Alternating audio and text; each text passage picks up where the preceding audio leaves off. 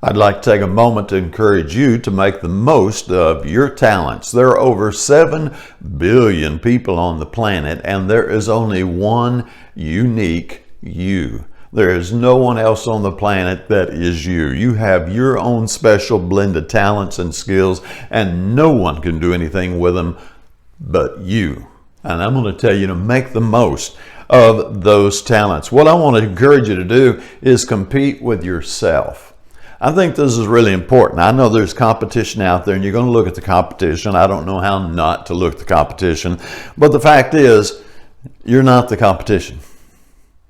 You can't do everything they can do. Or maybe you can do some of the things better. It depends on who you look at. But if you start looking at other people who are way up there on the pedestal, you're going to end up discouraging yourself because you're not there yet.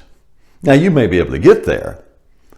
But if you start as a beginner and you always look at the superstars as a goal you can never reach, then you're going to get discouraged. But if you look at the superstars and go, one of these days I think I can get there, and then compete with yourself, and as we say in Christianity, be a better Christian today than you were yesterday. If you'll keep on that track and keep pushing yourself forward, one of these days people will be wondering how you got to be such an experienced, understanding, knowledgeable Christian.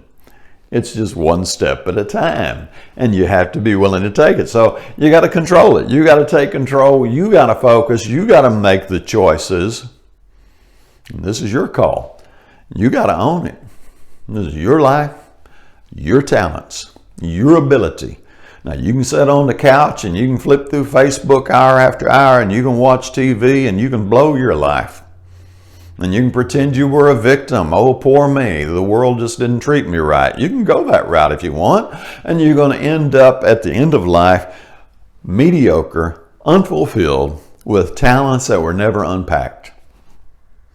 Or you can do it the other way around, and you can focus and compete with yourself and make yourself move forward day by day. You can do as Joshua 24:15 would say, you can choose you this day who you will serve. We as Christians choose to serve God. He gave us certain talents and made us the steward of those talents, and we're going to do the absolute best with those talents we know how to do. And then one day, He can say, well done, thou good and faithful servant, which is a great idea.